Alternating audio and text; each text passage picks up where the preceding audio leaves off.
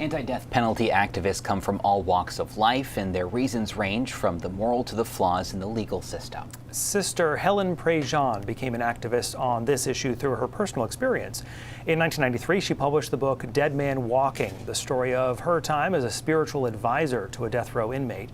Susan Sarandon went on to win an Oscar for portraying Prejean in the movie adaptation of the book. Sister Prejean now travels the country campaigning against the death penalty, which she says disproportionately affects the poor.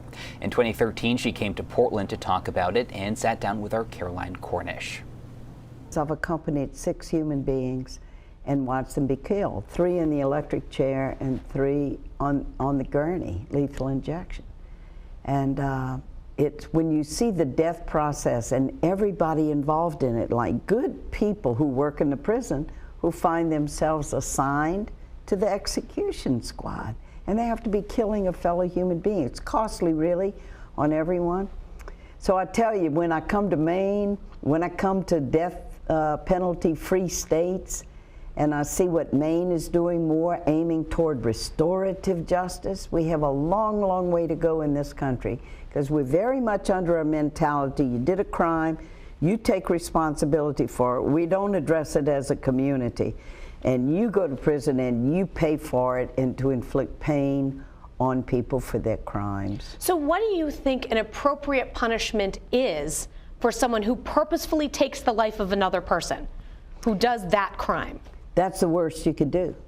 The worst we can do is to take the life of another human being. And so a chasm opens up there because it's unbridgeable. What could any person do ever to make up for taking the life of another person? But one thing's clear, and the country is waking up about this. To kill them and imitate their behavior clearly is not a solution. We need to take death off the table as a solution. But then what a person who has done such a crime like that, of course it needs to be serious, because society needs to feel safe. But what the warden of the Louisiana State Penitentiary told me, and this is a tough southern prison, he said, you know who generally makes the best trustees in this prison? It's people who come in for murder. And the way you phrase the question, who purposely go out, most people don't know when they wake up in the morning they're going to have killed somebody. And he said they get in they do these crimes, they do these murders, and they get in the discipline of the prison. And within 10, 15 years, we have another person on our hands. Not everybody. There are different classifications of prisoners and people who are really sociopaths, you know, who kill and are disconnected from their acts. But generally, it's human beings who get in situations, kill another human being, and while that's serious, we even are going to have to look at life without parole, because then people change. Do you believe in evil? Evil acts, yeah. Did you know that when somebody goes to trial, the DA, no matter how much they want to get them for that crime, cannot call the person evil? You can't. That is not admitted in a court. Absolutely there are evil acts that people do. The first man I was with on death row, he and his brother killed in cold blood 2 teenage kids who had come back from a football game. That's evil. What could be more evil than that? But there's no such thing as an evil person. Nah. And you know, I'm going to tell you, that's been one of the favorite questions of the media to me over these years doing these interviews. Come on, sister. Now, you see all these people on death row. You must have met an evil person. Some of these people are evil, sister. And I finally found out how to answer the question. I said, you know what, you're right. I met somebody who was an evil person.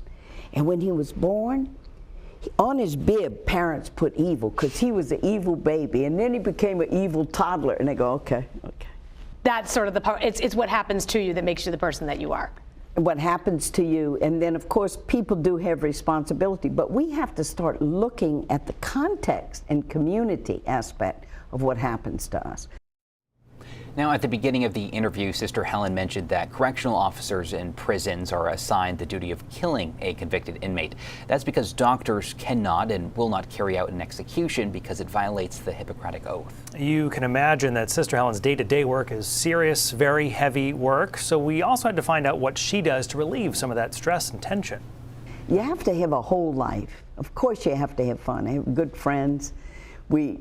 play poker, drink beer, go to movies, and actually... You play poker. You're a nun that plays poker. Oh, yeah. Yeah? I win, too. Do you? I'm not bad. No, I bet I can fake you out. I'm sure you can. I'm not a gambler, so no, I don't play. And there's even a French game we play in Louisiana called bourrée. You can lose you-know-what on bourrée. But I mean, it's to be a whole person, to be whole and alive. And meditation helps a lot, just to know where my inner depths are coming in, or if I'm getting, because I'm an extrovert and I can start spinning off on the surface of life. So to go deep, sit still. Sit still. We could all use more of that. Sister Helen is taking some credit, by the way, for a message from Pope Francis in 2018. Shortly after they met, he came out and said that the death penalty is entirely inadmissible in the Catholic faith.